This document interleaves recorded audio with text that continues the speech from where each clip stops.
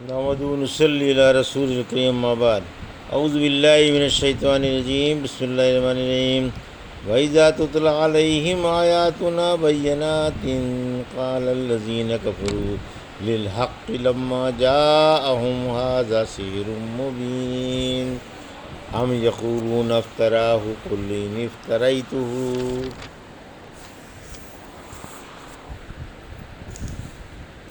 فلا تملكون لي من الله شيئا هو عالم بما تفيضون فيه كفى به شهيدا بيني وبينكم وهو الغفور الرحيم قل ما كنت بدعا من الرسل وما أدري ما يفعل بي ولا بكم إن أتبع إلا ما يوحى إلي وما أنا إلا نذير مبين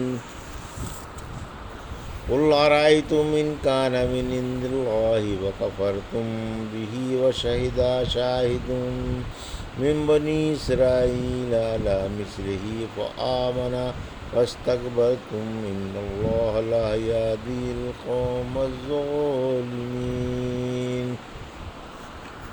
ابھی آپ نے سورہ اعقاف کی آیت 7 سے 10 کی تلاوت سماعت فرمائی۔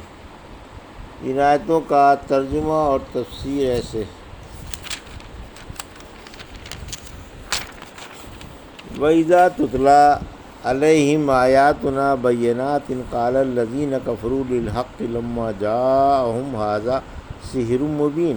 آیت 7: ام یقولون افتراه قل ان افتریته فلا تملكون لي من الله شيئا هو عالم بما تفيضون فيه كفى به شهيدا بيني وبينكم وهو الغفور الرحيم۔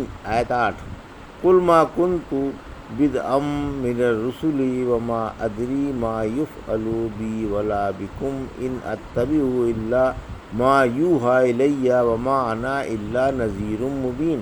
آیت 9۔ ترجمہ: اور جب انہیں ہماری واضح آیتیں پڑھ کر سنائی جاتی ہیں تو کافر اپنے پاس حق آ جانے کے بعد کہہ دیتے ہیں کہ یہ تو کھلا ہوا جادو ہے، بلکہ کہتے ہیں کہ اسے اس نے گڑھ لیا ہے۔ فرما دیجئے اگر میں نے اسے گڑھ لیا ہے تو تم میرے بارے میں اللہ کی طرف سے کوئی اختیار نہیں رکھتے۔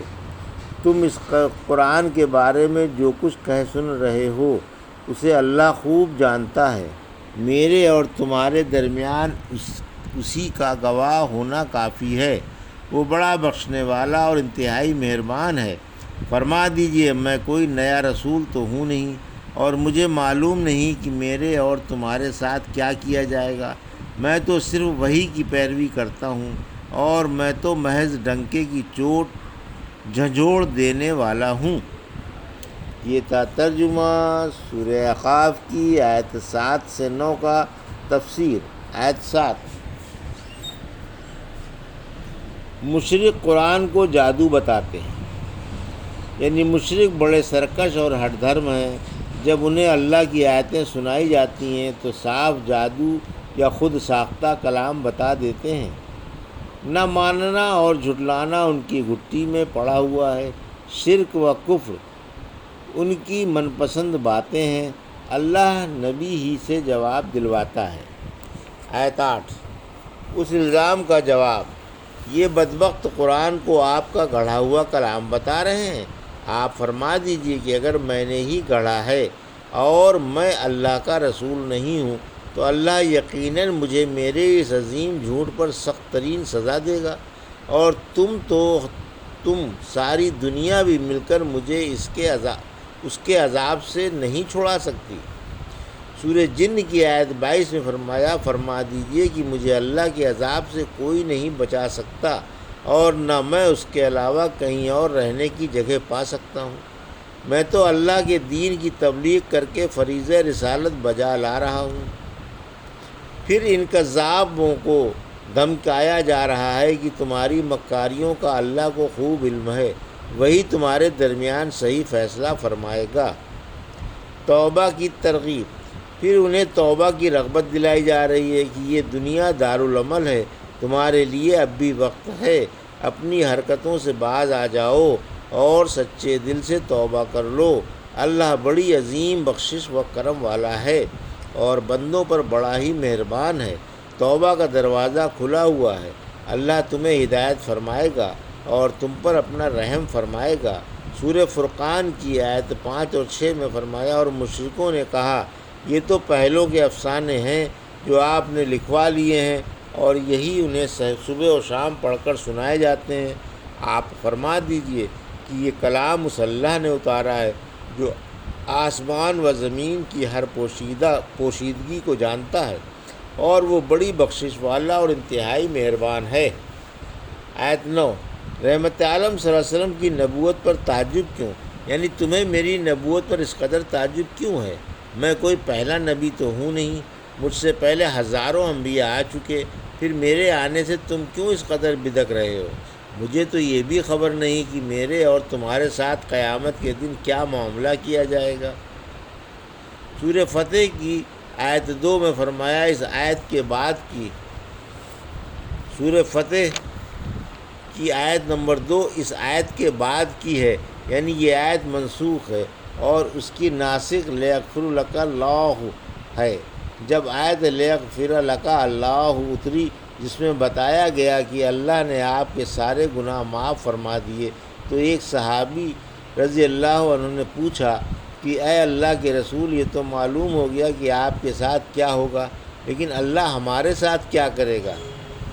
سورہ فتح کی آیت 5 اتری، یعنی تاکہ اللہ مومن مردوں اور عورتوں کو ایسی بہشتوں میں لے جائے جن کے نیچے نہریں بہتی ہیں۔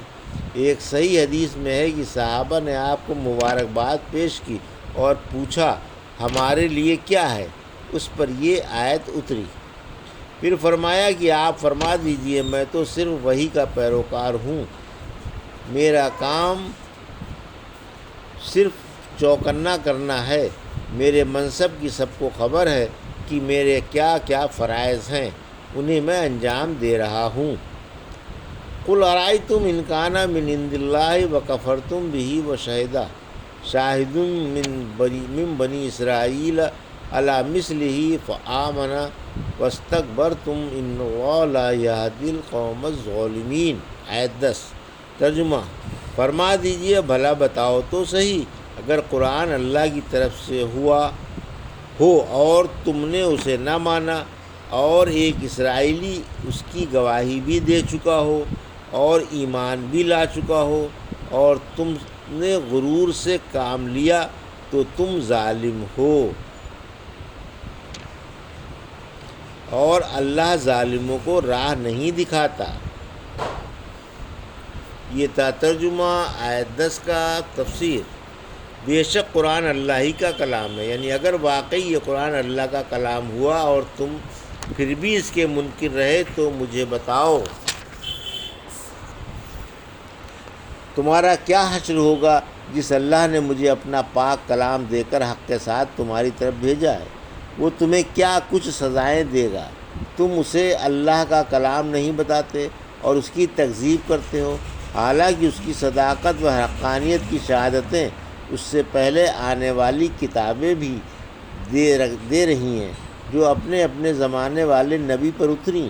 افسوس، ایک اسرائیلی نے اس کی صداقت کی گواہی دی اور وہ اس پر ایمان بھی لے آیا اور تم اعراض ہی کرتے رہے۔ اس نے اس کی حقانیت بھانپ لی، لیکن تم نے اس کی پیروی سے جی چرایا، منہ بنایا اور غرور میں بھر گئے۔